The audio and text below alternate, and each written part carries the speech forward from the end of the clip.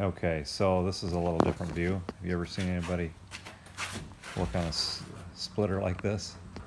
This guy is grateful that he's wearing an Under Armour long t-shirt right now. That'd be a view not even a plumber's mom would want to see.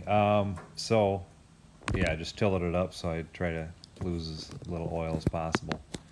That bucket on there is for, it's a spade bucket for digging trees out, so something we just acquired, but I put it, this is the first job we used it on. What do you think? Is that gonna work?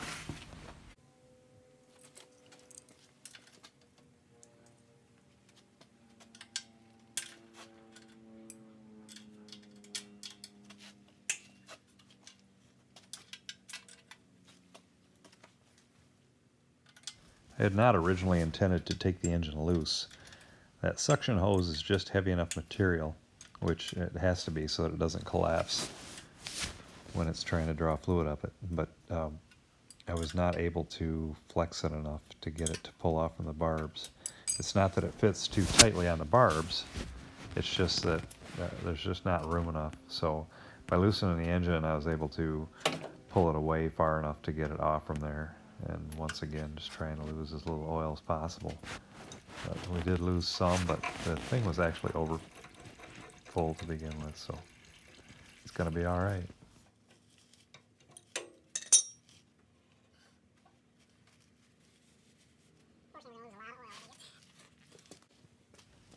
Often is the case when you tilt an engine off from its normal attitude, you will get crankcase oil will go in places you don't want it to go, gas will go places you don't want it to go. Had the fuel shut off, so as far as the carburetor wise, just what was in the bowl would be going any place it didn't belong. As far as the crankcase oil goes, that is all down at the bottom of the engine right now, which is just crankcase, kind of like it would be if it was sitting at its normal level attitude. If we were to rotate it the other direction so that the cylinder head was down, then you would get oil into the cylinder and valves and stuff.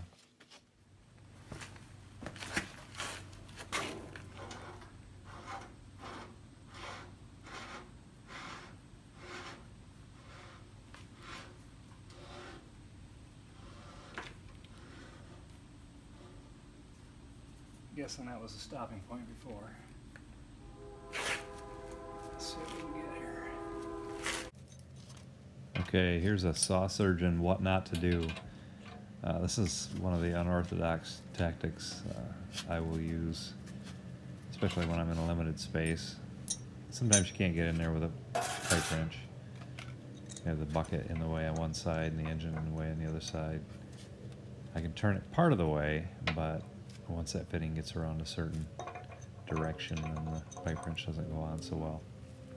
So, breakout first time was, I think it was a 3/8 breaker bar, handle end in first.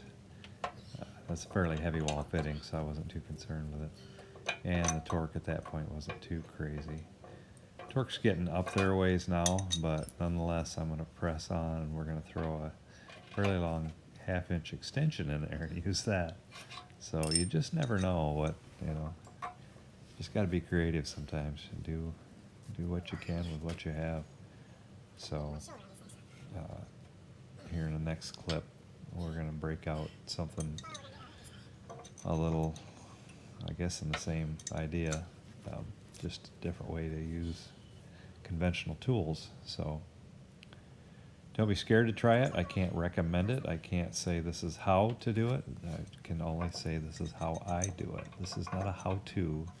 This is a how how it got done. So, Andrew Easton, I apologize in advance. All right. Thanks.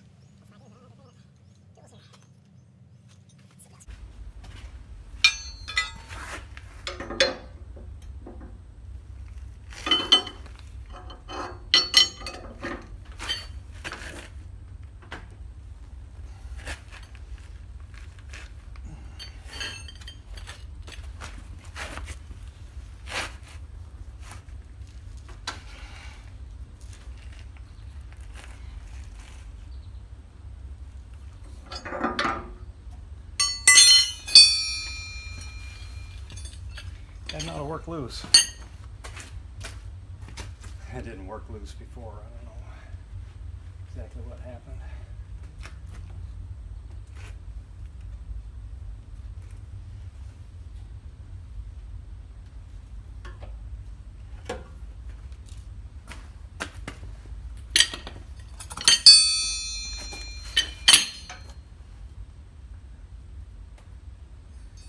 Just a little bit more. Just about there though.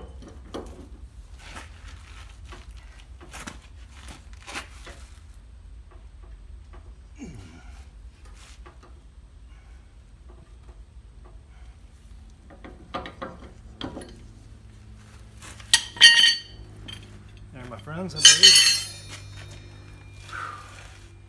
we've achieved our objective.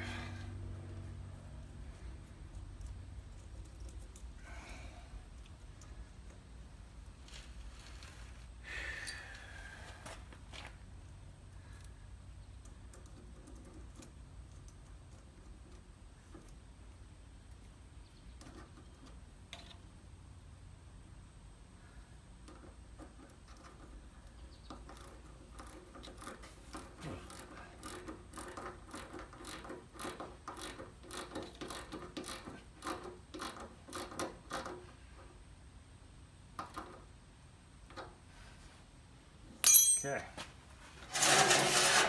That part of it's back in action. Okay, so what's this clown up to now? He's got this wooden block that he custom carved with a chainsaw. He actually did a video of it, and my other phone, or his other phone, other phone died in the process, so we didn't get that. It was custom chainsaw carving there. It was just awesome, awesome footage. But now with it sitting down, that gap has opened up because it was a custom fit. It was perfect fit. But now there's just a little extra gap there, so it won't hold it. So we're gonna shim it up with a gallon jug. Isn't that genius? All that jug's going to do is hopefully just hold that block in place while I get some tension on it. And we roll it back up. Let's move the camera back a little ways. I forgot to get it rolling down on video. Joe was curious how I was going to make this happen.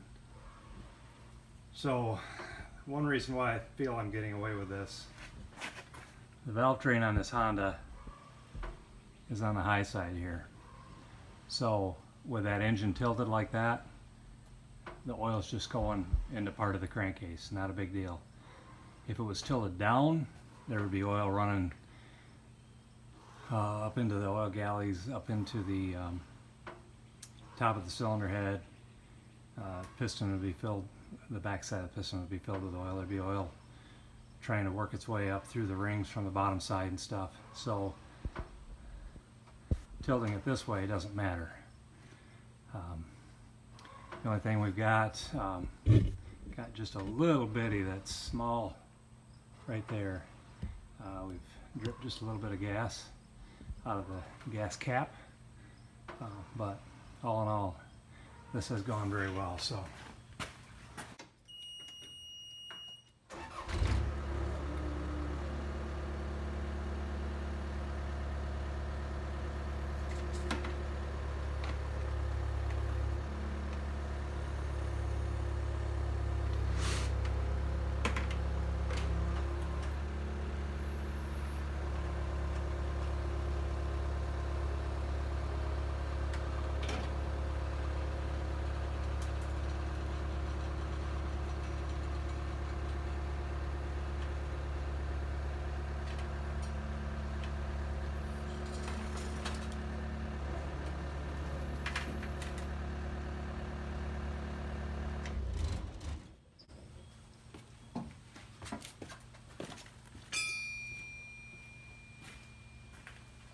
My objective in this was just to keep from having to drain the hydraulic tank, keep the oil clean. I don't like to take oil out of a hydraulic tank unless I've got a relatively sterile environment. Otherwise, I'm dumping the oil. I'm not going to put it back in. But whereas this, we kept the oil clean and captivated inside the tank. Lost very little. We probably didn't lose much more than a gallon. In all actuality, the hydraulic system was a little overfull. It was actually overfull to begin with, back when we worked on that, putting that valve back on the top of it. So what we lost there was actually a benefit. As that oil heats, it expands, and so if you've got it up full to the line, splitting in the heat of the summer, it could expand beyond the capacity of the tank.